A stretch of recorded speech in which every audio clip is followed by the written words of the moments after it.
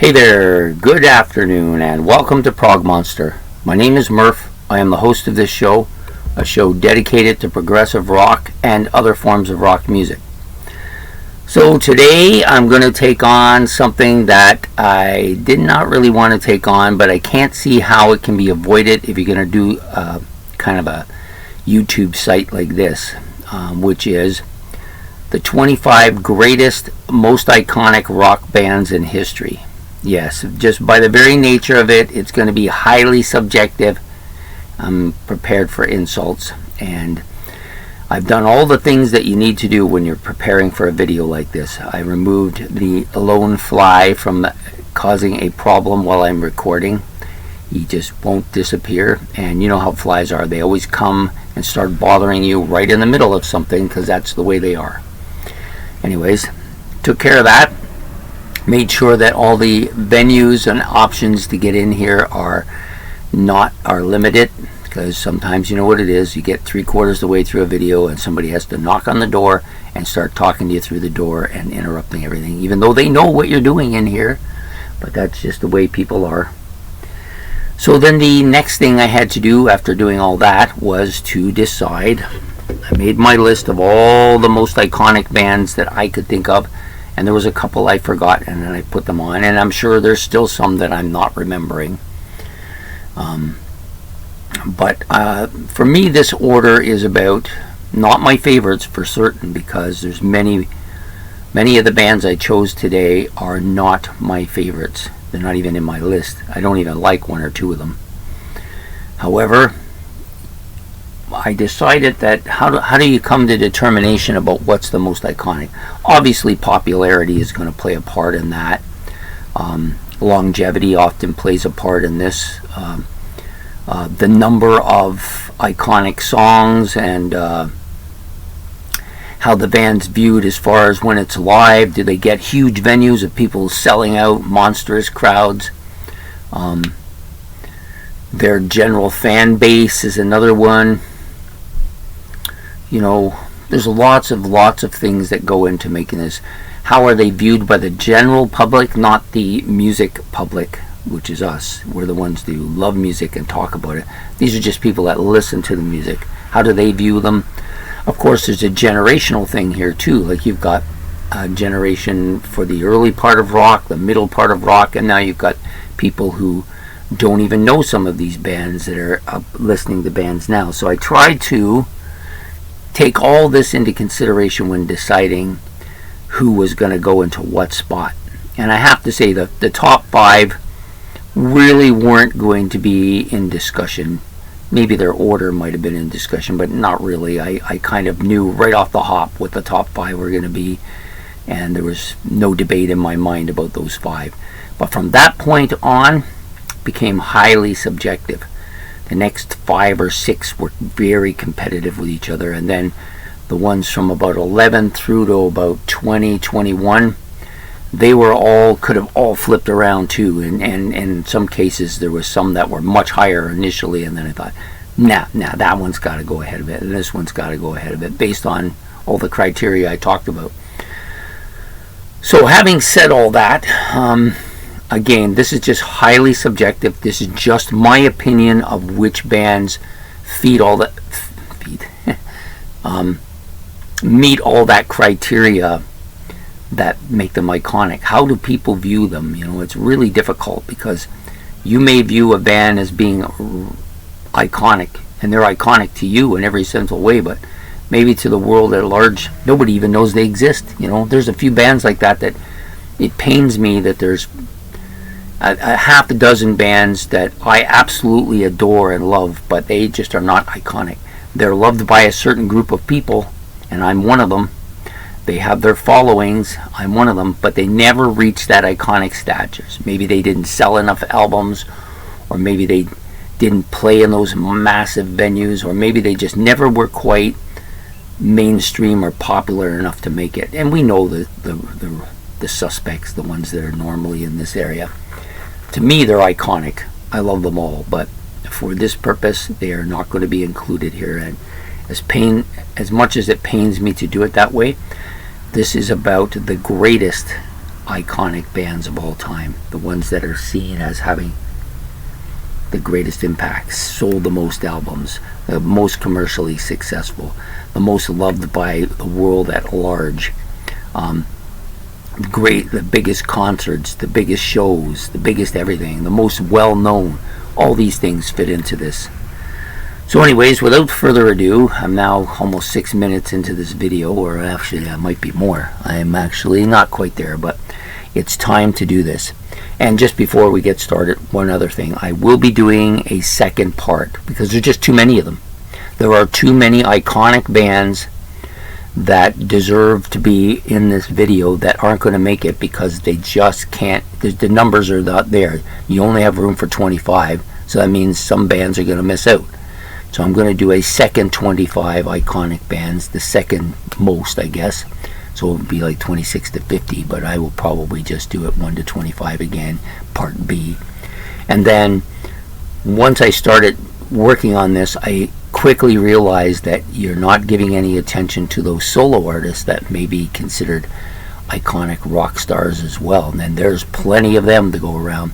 So we'll be doing the third video on the solo artists, the greatest, most iconic solo artists of all time for rock only. We're not talking about this dance music or rap music or pop music or the popular music of the day, if that's indeed what it is. I don't know that it is because I'm not part of it, so I don't have any say in it. So anyways, we're going to get started. I have props for every single one of these bands except for one. And it's not because I don't want to have a prop for them. It's just that for some reason I just never get around to buying anything from them. And I think it has to do with their drummer. And I think you know who I'm talking about. So anyways, without further ado, we're going to start this video and take my glasses off because I don't really need to read anything here. And so I'm going to do this the way I always do videos, which is the 25th through to the 1st, the least to the best, or the least to the least important, or the least number 25 to number 1, or the worst to the best, however you want to do it. Believe me, none of these are bad. There's no bad stuff here. This is all just subjective, who I view as being those bands that belong on this list. I'm going to take some hits, that's fine. Please, no name calling. Doesn't really solve anything. Calling me names, what is that going to get you? Nothing, right? I won't respond, and you'll vent it for no reason. So if you got something to say, or if you think somebody should be on this list and are adamant that they should be on the list, keep in mind there will be a second video and they will get on that one, almost certainly. But also, there may be one or two that I completely forgot about. I mean, this happens all the time, that it didn't occur to me for some reason. Either I don't listen to them or they don't seem as iconic to me. Put them on the list. Put them in your comments below, and it'll give me a chance to adjust it when I do the next video. So, anyways, without further ado, we're going to do this the way I said it, from number 25 to number 1. And the first one is not really a band I listen to much, but there's no denying their influence on rock. There's no denying the magnitude of their impact, of the stadiums they've played in, of the albums they've put together, of their ability as musicians or their songwriting. Yes, they were highly impactful, and they just make the list, knocking out about a half a dozen other bands that I had them all lined up saying, okay, which one of these are the 6 finalists for the last spot, which one's getting in, and it just came down to this one just being better than the others. I think on the whole there's a couple in there that could have easily squeezed in here. However, that's the way it is. Only, and one of my favorite bands, one of my group of 8, was squeezed out on this play, and it wasn't because I don't love them. I absolutely adore this band and everything they did, and maybe they should be on this list, but I just think this band just had a bigger impact on the whole at the end, by a hair. It's a hair here. We're not talking like a mile or anything. This is just a hair. So the first band we're going to talk about is Emerson, Lake and Palmer, or ELP as many people call this. This is their debut album. I just chose an album at random to represent them. They're never a band. This is not a band I've overly followed. I do like some of their stuff. I do listen to them on occasion. But I've never really warmed up to them to the level that this band deserves to be warmed up to. They have half a dozen, at least half a dozen albums that are masterpieces in some people's eyes and a lot of people's eyes, because they've sold a lot of albums. They have one of the greatest keyboardists of all time. The three of them are really talented. We got Greg Lake, who's just a fantastic singer. Just such a good, well-constructed band. I think the reason that I never really got into them, I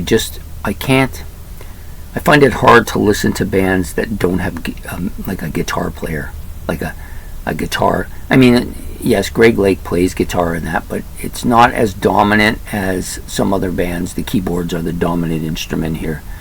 And even though Greg does play some acoustic stuff, and there are some songs on this album I like, and some songs in their repertoire I like quite a bit, I just never gone to the point that I consider them to be one of my favorite bands. But anyways, they deserve to be on this top 25 list. In my opinion, they are one of the greatest iconic bands of all time. Emerson, Lake and Palmer, 25. Okay, the next band is a 60s band. Not one that I overly listen to, but I do appreciate their vocal harmonies. All 5 members sing. They were recently in my series I'm doing this month. They got a lot of that kind of poppy, kind of radio-friendly stuff. They were much bigger when they were newer, back in the 60s, and their popularity wasn't too bad in the 70s, but it's waned since then. But many people who listen to this band in the 1960s and consider themselves fans of this band think this band is rivaling just about any band out there, and I can't disagree. They've made some fantastic albums, and we're talking about the Beach Boys. Album I got here is Endless Summer. Lots of good stuff on this. Get Around, Wendy, Little Honda. There's just so many good songs. They got like album after album of such great classic hits in rock. All the members sing. Al Jardine, Mike Love, the Wilson brothers, all 3 of them singing at different points in time, and the vocal harmonies are among the best in, at least in 60s rock anyways. A band well deserving to be on this list, coming at number 24, the Beach Boys. Okay, the next band I do not have, this is the band that I don't have the album for.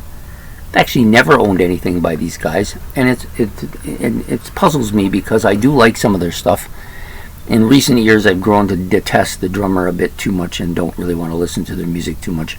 But the other 2 guys are fantastic singers and both great instrumentalists, writing some of the great heavy songs, and they were the first supergroup too. I'm talking about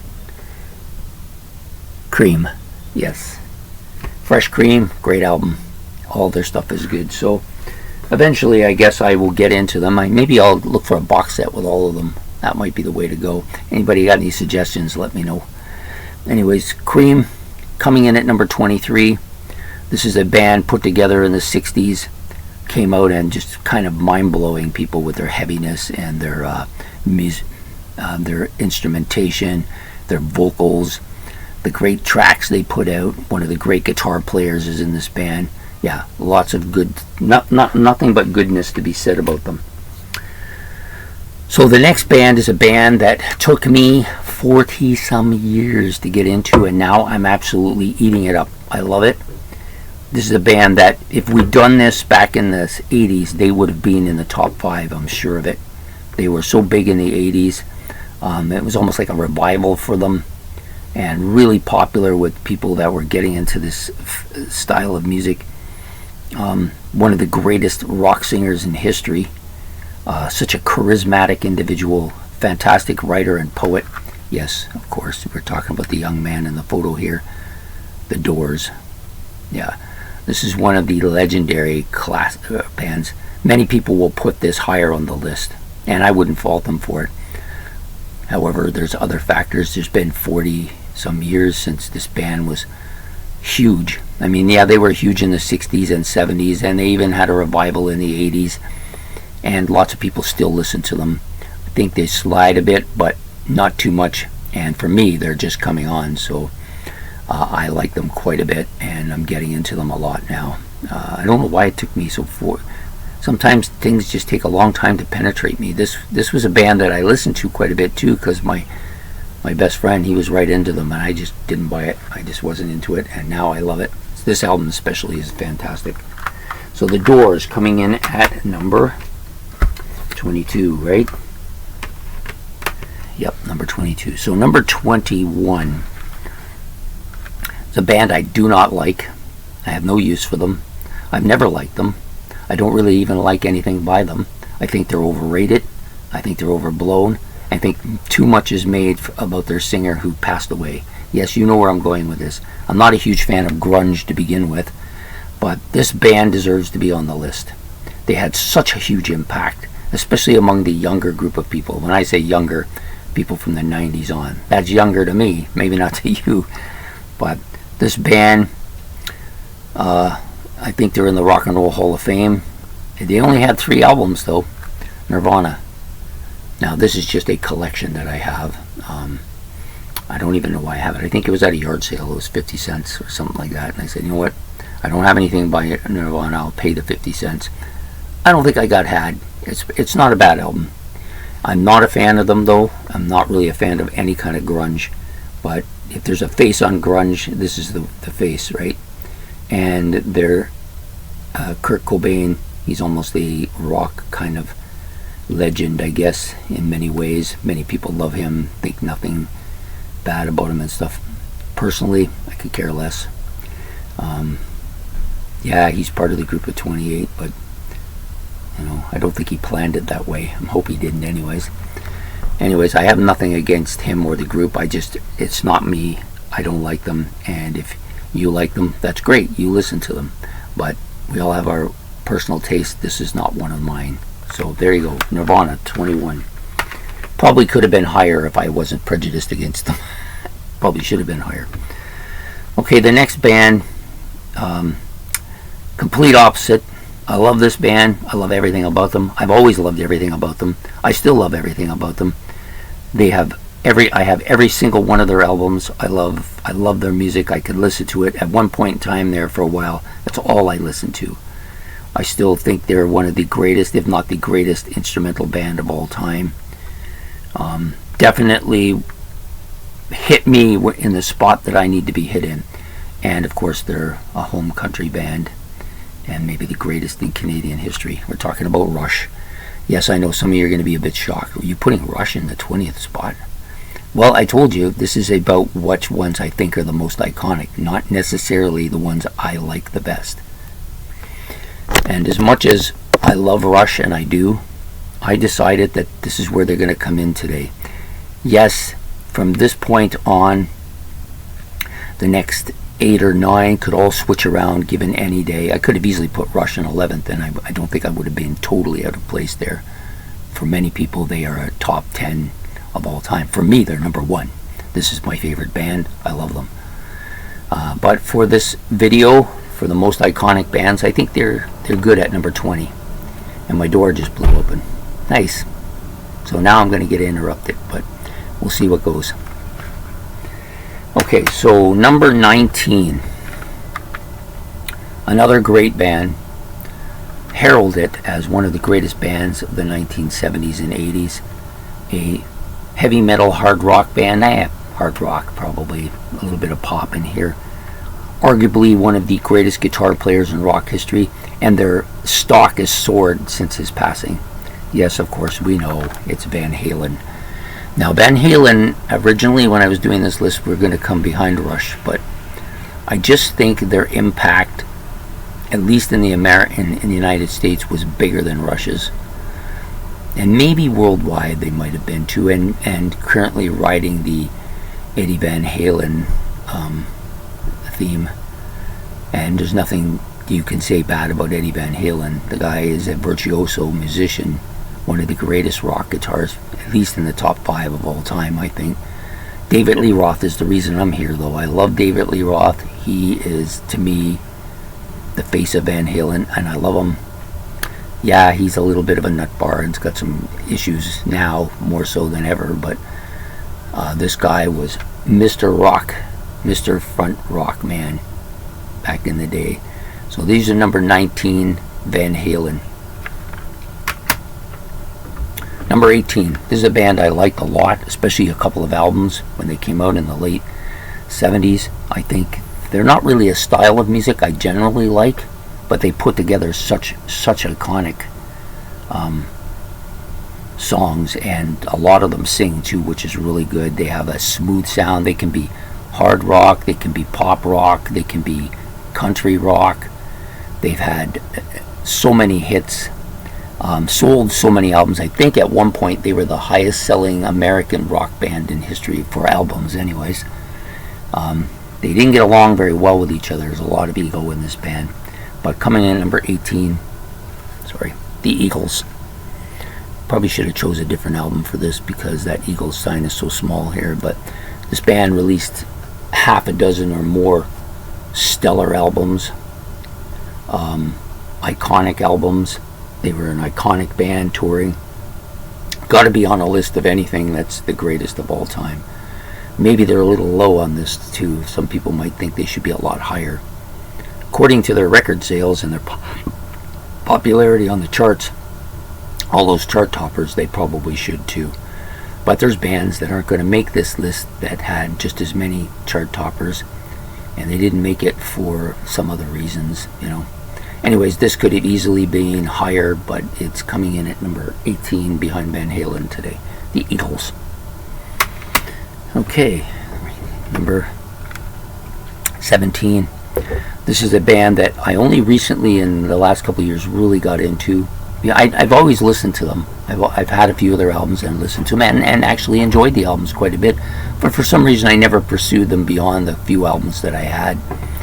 But I've known of them since my time in high school. And over time period, I've had bits and pieces of them that I'm listening to over the course of time. They have a lot of big hits. Some of the greatest vocalists have been in this band. One of the greatest guitar players in history is in this band. And they're still going on. They're still making albums today. A fantastic band with lots of great stuff. And we're talking about Deep Purple. This is one of their most iconic albums, Machine Head. Just such a great group. The late John Lord was a glue for this group, I think, in many ways. Ian Pace played on every album. You got Richie Blackmore, one of the great guitar players and riffers of all time. Steve Morse has also been a great replacement, and now they've got other guys in there. Ian Gillan, has there been a better vocalist? Not too many vocalists better than him. And then they had Coverdale and Hughes. Can't go wrong with that either. So this is a strong band, considered one of the big three.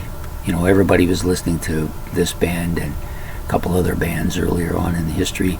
This one comes in at number 17, I believe. Did I say? Yeah, 17. So let me just make sure. Yeah. So the next band beat them out by a hair. Actually had them flipped the other way, but I decided this band, even though I don't really like a lot of the stuff they've done since the mid-'80s on, I don't hate it either. It's not bad. It's just a little bit too ballady for me. But they're more iconic, I think, because of that stuff that they did later on. Even though it's not really the style that I like, it definitely resonated with a lot of people. Probably brought this band back from iconic status to more iconic status. And we're talking about Aerosmith, one of the great rock bands, and this is one of their great albums. The 70s stuff is just unbelievably good. There's half a dozen really fantastic, iconic albums. Then they got a bunch of stuff that's more poppy in the 80s and 90s. Stuff that doesn't resonate as well with me, but a lot of people really love it. So I got to put them on this list because if I'm fair about it, they deserve to be there. So coming in number 16, Aerosmith. So number 15 is a band I love. In my list, they would be much higher. But they never seem to quite get the respect they deserve. Not that they don't get respect, they get a lot of respect, but I think it should be even higher than what they get. Should be in the Rock and Roll Hall of Fame. They are still making albums. They're still making decently good albums too. The singer is a fantastic musician, can play multi-instruments, got a great voice, or at least he did at one time. Still able to get in there and try it though, and he's a great music writer, and probably prolific, more prolific than any other band. They just keep releasing old stuff with new stuff attached to it that was recorded at that time period. They just never put on albums. Yes, we're talking about Jethro Tull. This is the Minstrel in the Gallery album, one of their greats. Not that the cover's kind of weird, but as is many of their covers. But when you want folk, progressive, hard rock, pop rock, catchy riffs, great lyrics, fantastic vocals, this is a band. You got to have this band. Jethro Tull at number 15. Number 14, and the last one in my first stack. This is a band I like a lot. They're not one of my favorite bands, but there's a band I've always had respect for. I do like some of their stuff quite a bit. Probably would like more of it if I had more of it. I just haven't gotten around to it. There's other stuff I wanted to buy, but I do love all three vocalists, and I think this band has a large discography that I still need to explore, and I will eventually. And I chose an album today to represent them that I like the album cover quite a bit. We're talking about Fleetwood Mac's. So Fleetwood Mac's number 14. This for some people, this band's going to be a top 5 or 6, I think. Definitely in the top 10. But for me, they're a little bit too poppy for my taste. Maybe a little bit too commercial sounding.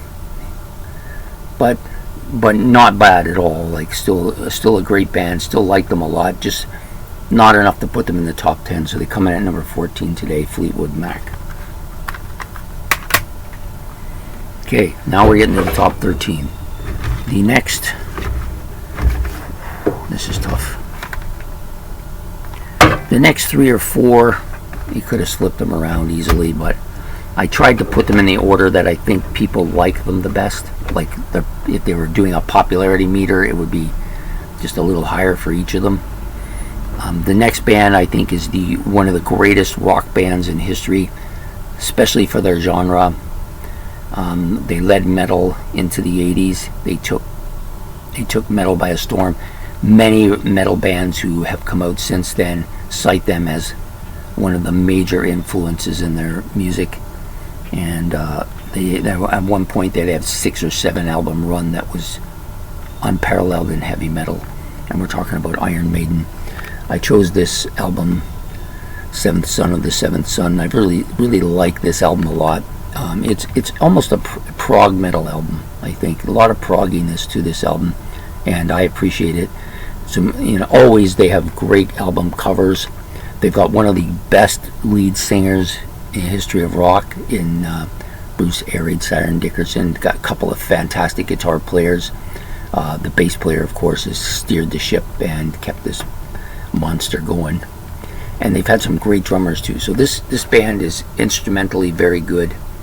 Lyrically fantastic, vocally off the charts, musically so good, and a half dozen albums easily that are so iconic. And this band has such iconic, and finally the Rock and Roll Hall of Fame put with their backs to the corner but let them in where they should have been years ago, but they're there now.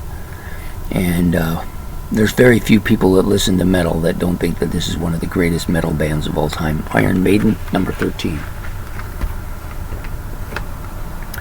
Number 12 might surprise a few people because I love this band. Easily one of my favorite bands. One of my top 3, actually. I love all of their stuff, at least this 80s stuff, 70s stuff. Yeah, they became a lot poppier in the 80s, but they released probably more albums and were more popular with the general mass in the 80s and 90s than they ever were with the stuff that I think is classic.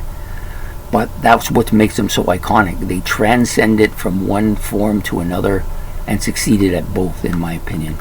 Talking about Genesis. I chose the Trespass album because I like the cover. This is the beginning of some really fantastic albums that came out like one after another for years, and then they went in and they produced a lot of commercial stuff that was really big selling for them in the 80s as well. And they were lucky because they had two of the great vocalists, and they found the one that they needed to go into the 80s right under their doorstep. This is a fantastic band, well worth your inspection. They're coming in at number 12, though. I know that surprises people that I have them so low, but when you see the other bands, you're going to understand why, I hope. So number 11, maybe their sister ship, the band that they competed with throughout their history as being the greatest prog metal band, or prog band of all time. I think the reason these guys I put just a bit more ahead is because of my love for their guitar player, and those albums they put out in the 70s I think were just a little bit better than the ones that Genesis put out. And they did come back, and they've been producing albums for a length of time. Genesis hasn't produced anything since the 90s, and these guys have continued on. They've probably had 8 or 9 more albums. Some people would question whether they should have, but they've had 1 or 2 in there that aren't bad, and their artwork is fantastic on their albums, all done by Roger Dean, of course. We're talking about, yes, I chose Tales of the Topographical today. Not really sure why. I think it's got one of the better covers, though. Instrumentally wise, or the instrumentation, they are among the best bands in the world. Rick Wakeman, Steve Howe, Chris Squire, Bill Bruford, and then Alan White. Very, very few bands have that level of instrumentation, and they put it to good use. They've soared into almost into jazz fusion. They've had some really complex, well crafted music from some of them, and they also, I think, have the greatest prog album of all time. So yes, coming in at number 11. Number 10. Now we're in the top 10. This was tough. The next 5 were tough. Many people will cite this band as the greatest of all time, especially if they're metal band lovers. They will put them right near the top. They've kind of changed their musical style over the last bit of time. The first 4 albums are, though, without question among the best in metal history, and they were the first metal band, I believe, to get into the Rock and Roll Hall of Fame. Metallica. Now, I'm not a huge Metallica fan. I do have a bunch of their albums. I'm not really sure how that happened, but I have about 5 or 6 of them. I just not a big fan of theirs. I don't really listen to this much. Maybe that will change. I just chose this one because it's one of the albums I've actually listened to its entirety. Yeah, this is a good band. Sold tons of stuff. Really popular in the metal realm at one time. They broke through. They're one of the few metal bands that broke through and got to the mainstream as well with their Master of Puppets album. Yeah, can't question them as far as their iconic status. I put them in 10th. That's where I figure they belong. Many people probably put them higher. Some people can't stand them or wouldn't put them on the list. So that's what happens when you get bands that change their style. Not everybody likes the change and becomes, for lack of a better word, angry at them. The next band is, to me, one of the greatest heavy bands with heavy blues rock, and coined the phrase heavy metal, stoner rock. But they also had quite a bit of progressive elements to the music, and that's one of the things that this album brought forth. Sabbath, Bloody Sabbath. This is Black Sabbath, a band that was iconic in its stature before the 80s were over, before the 70s were over, and then reinvented themselves by adding Dio, and then again by adding Gillan, and then again by adding Tony Martin, and he just kept going on. And they've produced some of the best music in rock history, and the best heavy music. Many cite this as the beginning of heavy metal right here. Not on this album, but their first album. But I'm not arguing with any of this. I'm just saying that their status is so great that they have to make the top 10. So Black Sabbath here at number 9. One of my favorite bands. Would be higher in my list, but for this list, that's still pretty high, 9th place. Eighth place is a band that I've grown to detest. No, actually, I can't say that. This is a band that I love. They were my first band. They're a band that are iconic in their stature. They're the first band to do what they did. They had the greatest show in the world. They were #1 in the world at one point, producing dozens of great classic music. I don't listen to it much anymore, but it's still classic. And they came up with a show that is unequaled in rock history, and they are the greatest merchandising band of all time. Their status as iconic goes without question, just where. So I put them in at number 8. Kiss. Yeah, and I love this album. I love this cover. It's got so much energy to it. It really highlights the beginning. This is the center of the beginning of their greatest period of time, and I think well-deserved. Iconic status, all that other stuff aside, they still deserve to be on this list as being one of the most iconic bands in history at number 8. Number 7, another band I did recently. I did a Rock Legends for them, a band that broke that barrier down and really smashed it down and made put Australia on the map as one of the great rock capitals of the world. Their initial 5 or 6 albums are fantastic.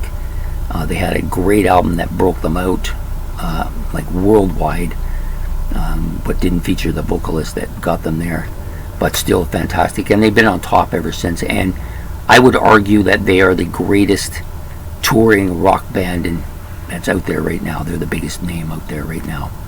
AC/DC. Any could be higher, maybe by the end they will be higher, but for now they are in this 7th spot by only a hair over Kiss and a hair behind the one coming next. And there you go. So that's number 6, AC/DC. Number 7, AC/DC. Number 6 is a band that I liked a lot initially when I got into rock music. I kind of faded because they had 3 albums that were iconic with me. The rest didn't really do much for me. I don't dislike any of their stuff at all. It's really good. They have one of the greatest guitar players in rock. Vocalist is arguably the best of all time. Some really great songs, all kinds of different songs. They crossed all the genres to try different stuff. They weren't afraid to experiment with all kinds of different sounds, and that's fantastic. And they're iconic for a reason. Many people love them. They've surged in recent years because of their movie, because of the stature of their singer and all that. Many people have put these much higher, and would put them in the top 2 or 3. For me, I remember them as being a mid-range band that was good, was with a bunch of other bands at the time, and I thought they weren't much better than those bands, but they deserved to be in the top 10 for sure. We're talking about Queen, Chosen News of the World, which is particularly favorite, and I like the iconic album cover. This has some of my favorite Queen songs on it too. Fight. What was that song? I can't think of the name of it. Where is it? Fight from the Inside. I love that track. Very underrated. Very underrated. Great track from a great band. So Queen is number 6. Now we're down to the final 5. There's no question who were going to be the final 5, and actually I didn't really have any kind of no struggle here to put them in the order they were in either, and I know some people will argue this order. That's fine. It's all subjective, but I put them in the order I thought that they, based on all of the impacts and their popularity and everything and their history and all that, they're all bands that came from the 60s too. Yeah, well, many consider the greatest era of music, and they just had longer time to become more iconic. Many of them have put out tons of stuff. Some of them have put out less than tons of stuff, but still iconic. So we're going to go with the number 5. At one time, they would have been number 2. Behind the Beatles, they would have been number 2 for sure. But they're still putting stuff out too, and they're still touring, for Christ's sake. They're still doing it all. We're talking about the Rolling Stones here. This album is Sticky Fingers, really great album. They had a run of albums that were fantastic in the 60s and early 70s. Some of the greatest rock anthems are from these guys. They're iconic in every sense of the word. Mick Jagger's almost legendary. My daughter didn't even know he was real. She thought he was just some mythical some mythical person that people created to write songs about. And I said, no, he's an actual person, still out there playing. So Rolling Stones, yes, Rolling Stones number 5 could be as high as, for me, at some periods of time, could have been as high as number 2. If I was doing this list in the 80s, they would have probably been number 2. Number 4, one of the great live bands in the history of rock. Iconic in all of the stuff they do. Their music, legendary. The writer of their music, a genius. I don't use that term very often. The drummer, one of the greatest rock and roll characters of all time. The vocalist, he's the prototype for lead vocalist for rock bands. And then you have a bass player, completely underrated, and I think one of the greatest bass players of all time. This band is iconic in just about everything they do, from their videos to their live performance to their albums and to their status as rock icons. The Who. This is a band that probably was well loved by the punk movement, by the rock movement, by the hard rock movement. They did it all. Just a fantastic band, and one of my favorites. So number 4, The Who. So the final 3, nobody's going to be shocked here at all. I can't imagine there being any bands that would fit in these final 3 spots better than these 3. It's just the order might be a little subjective. The next band is probably number 3, but virtue of the other 2 being so fantastic. They've had nothing but great albums from almost the beginning. They have probably one of the greatest, if not the greatest, album ever produced. Such iconic guitar playing, such fantastic music writing, such experimental in every sense of the word.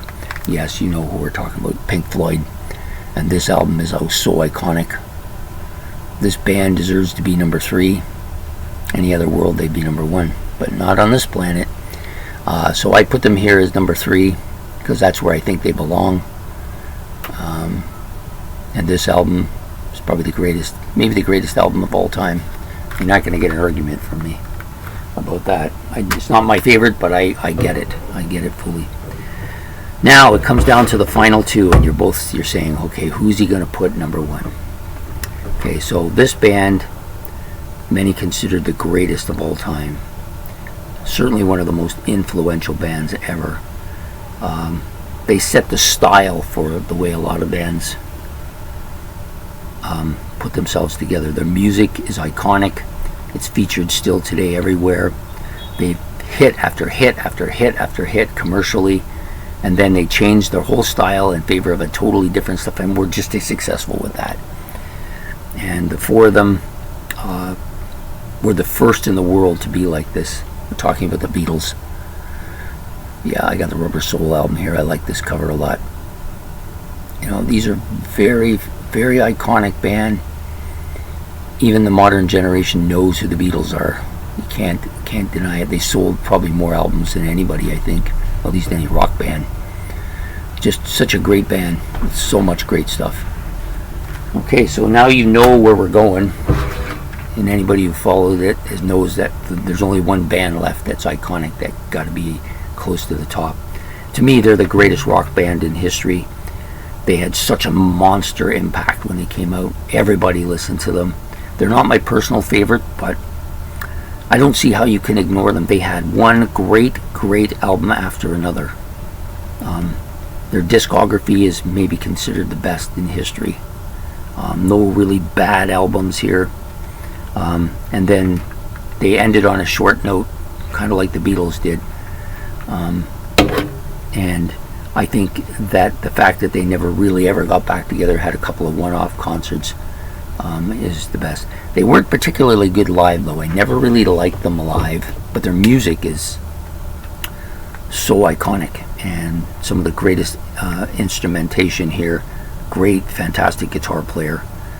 Drummer is unwieldy and hard to fathom there being too many greater than him. And then the one guy who was kind of unsung, he's the one that put a lot of that stuff together later in their career. We're talking about Led Zeppelin here, of course. I chose the first album. Coined by Keith Moon. That group is going to go down as a Led Zeppelin. The Who never really liked these guys, but I still think this band has to be number one. Although their status has dwindled over the years, many have put Queen ahead of them, which is kind of surprising to me. But, you know, there's not enough you can say about Led Zeppelin that isn't true. Their status as number one in the history of rock, I think, is unquestionable. Anybody who's followed rock music from the 60s, 70s, and 80s knows the legendary status of this band. Maybe later years people don't even know who they are, but that's fine. Maybe they'll disappear completely at some point. Maybe if I do a list here in 5 years of the same thing, they might not even be on it. Who knows? There are some bands that I know that everybody's saying, oh, where about this band? What about that band? Well, like I said, you only got spots for 25, so there's many bands here, 5 or 6 of them, that could have easily made this list right away, but I had to choose that bottom one, and the bottom one I chose was Emerson, Lake and Palmer. I don't think I can go wrong with that. But anyways, that's my list of what I consider to be the 25 greatest iconic rock bands in history. There will be a part 2 next week, which will feature 25 more greatest iconic rock bands in history, and then I will do one for the solo artists too, just because you can't really leave them out of it. Wouldn't be really that fair. So anyways, I hope you have a good evening, good day. Please like and subscribe. Put your comments below about the bands. Do you see them the same way? Do you think I'm completely out of my mind? Whatever you think, that's fine. I can take it. I'm a big boy. Take care. Bye.